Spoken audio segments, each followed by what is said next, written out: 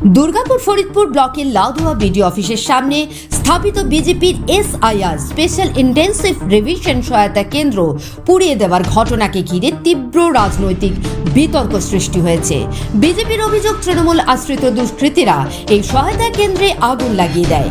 ঘটনার পর বিজেপির পক্ষ থেকে তৃণমূল কংগ্রেসের বিরুদ্ধে সরাসরি অভিযোগ তোলা হয়, তবে এই অভিযোগ সম্পূর্ণ ভিত্তিহীন বলে দাবি করেছে তৃণমূল নেতৃত্ব। পাল্টা প্রতিক্রিয়ায় তৃণমূল কংগ্রেসের যুব শাখার সাধারণ সম্পাদক বিশ্বজিৎ ঘোষ বলেন, বিজেপি নিজেরাই তাদের সহায়তা কেন্দ্রে আগুন লাগিয়ে তৃণমূলের ঘাড়ে দোষ চাপানোর চেষ্টা করছে। এ বিষয়ে বিজেপি নেতা জিতেন্দ্র তেওয়ারির দাবি, এই ঘটনার পেছনে স্থানীয় কিছু বালি মাফিয়া এবং অসামাজিক ব্যক্তি জড়িত। তিনি জানান, এই ক্যাম্পটি বন্ধ করার জন্য আগে থেকেই হুমকি দেওয়া হচ্ছিল এবং সে বিষয়ে স্থানীয় থানা এবং জেলা প্রশাসনকে ইমেল মারফত জানানো হলেও কোনো ব্যবস্থা নেওয়া হয়নি। তার সন্দেহ, কেবল ক্যাম্পটি পোড়ানোই মূল উদ্দেশ্য ছিল না, বরং ভিডিও অফিসের বিভিন্ন দুর্নীতির নথিপত্র এবং ভোটার তালিকার অসঙ্গতির লুকানোর জন্যই কোনো গভীর ষড়যন্ত্র থাকতে পারে। তিনি জানান, বিজেপির পক্ষ থেকে ইতিমধ্যে লাউদুয়া থানায় এফআইআর দায়ের করা হয়েছে। এলাকার সিসিটিভি ফুটেজ খতিয়ে দেখে দোষীদের বিরুদ্ধে কঠোর ব্যবস্থা নেওয়ার দাবিও জানিয়েছেন তিনি। ওই অঞ্চলের একটা বালি মাফিয়া আর একজন তার সঙ্গে একটা এন্টি সোশ্যাল আছে, তারা মিলে এসআইয়ের ক্যাম্পের সামনে গিয়ে তারা বলেছিল এই ক্যাম্পটা বন্ধ করে দাও, নাহলে এই ক্যাম্প আমরা ধ্বংস করে দেবো। এবং সঙ্গে সঙ্গে আমার মণ্ডল সভাপতি থানাকে লিখিতভাবে এটা মেল করেছিল, এটা ব্যবস্থা নিন, আমাদের সেফটি সিকিউরিটি ব্যবস্থা করুন।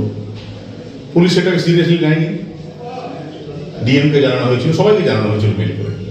এবং আজ সকালে আমরা খবর পেলাম যে ওই জায়গাটায় কিছু পোড়ানো হয়েছে, সেরকম একটা ছবি আমরা পেয়েছি, ভিডিও পেয়েছি, আর ওই ক্যাম্প আর ওখানে নেই। আমার যেটা আশঙ্কা যে আলটিমেটলি এই আমাদের অফিসটা, আমাদের ক্যাম্পটা পোড়ানো শুধু উদ্দেশ্য ছিল না, তার সঙ্গে সঙ্গে ভিডিও অফিসে তাদের যে দুর্নীতি, বিভিন্ন দুর্নীতি, কাজ না করে পয়সা নিয়ে নিয়েছে, সেসব কাগজপত্র পোড়ানোর উদ্দেশ্য ছিল, এটাও হতে পারে। বা তার সঙ্গে সঙ্গে অনেক মৃত ভোটারের নাম রেখে দিয়েছে তারা, অনেক ব্যক্তি যারা শিফট হয়ে গেছে তাদের নাম রেখে দিয়েছে। সেসব নথিও পোড়ানোর কোনো ষড়যন্ত্র ছিল কিনা সেটাও পুলিশের তদন্ত করে দেখা উচিত। আমাদের জেলা সভাপতির নির্দেশে আমাদের মণ্ডল সভাপতি ইতিমধ্যে লাউদুয়া থানাতে এফআইআর নিয়ে গেছে। আমাদের দৃঢ় বিশ্বাস যে পুলিশ এফআইআর করে, সেখানে সিসিটিভিও আছে, বিডিও অফিসে সিসিটিভি আছে, পাশে একটা ব্যাংক আছে, ব্যাংকে সিসিটিভি ইনস্টল আছে। বা আমার দৃঢ় বিশ্বাস যে পুলিশ সমস্ত সিসিটিভি ফুটেজ দেখে যারা এর সঙ্গে যুক্ত তাদের বিরুদ্ধে ব্যবস্থা নেবে এবং আগামী দিনে এই ধরনের ঘটনা যাতে না ঘটে সে ব্যবস্থা পুলিশ করবে। অন্যদিকে তৃণমূলের অঞ্চল সভাপতি গৌতম ঘোষ বলেন, তৃণমূল কংগ্রেসের এতটা খারাপ সময় আসেনি যে বিডিও অফিসের পাশে থাকা এসআইআর ক্যাম্প পুড়িয়ে ফেলা হবে। তিনি দাবি করেন, সিসিটিভির ফুটেজ খতিয়ে দেখা হোক। আমাদের তৃণমূল কংগ্রেসে এত সময় খারাপ আসেনি যে বিজেপির ক্যাম্প আমাদের তৃণমূল কংগ্রেসের কর্মীরা বা আমার যে নাম দিয়ে বলছে যে সেটাকে আমরা পুড়িয়ে দেব। যদি ভাঙার ইচ্ছা ছিল 28 তারিখে ওনারা ক্যাম্প করেছে, সেটা 30 তারিখে রাতে বলছে নাকি 12টা 14তে যে ক্যাম্পটাকে পুড়িয়ে দিয়েছে এবং ক্যাম্পটাকে ভেঙে দিয়েছে। আমরা আইন মাফক বিধায়ক এবং ব্লক সভাপতির নির্দেশে আমরা আইনের পথে চলেছি। প্রশাসনকে আমরা জানাচ্ছি যে বিডিও অফিসে লাগোয়া দেওয়ালে টাচ করে যে বিজেপি ক্যাম্প করেছে, সমস্ত রাজনৈতিক দল, গণতন্ত্রের ব্যাপার, তাদের ক্যাম্প করার অধিকার আছে, কিন্তু আইন ভেঙে নয়। যেভাবে আইন ভেঙে বিজেপি বিডিও অফিসে দেওয়ালে লাগিয়ে যে ক্যাম্প করেছেন, সেটা যদি ওনারা মনে করে তৃণমূল কংগ্রেস পুড়িয়ে দিয়েছে, ওনারা ভুল করছে। তৃণমূলে এতটা সময় খারাপ আসেনি, যেখানে 221টা এমএলএ, 30টা এমপি, সমস্ত গ্রাম পঞ্চায়েতের প্রধান, উপপ্রধান, জেলা পরিষদ, পঞ্চায়েত সমিতি আমাদের হাতে।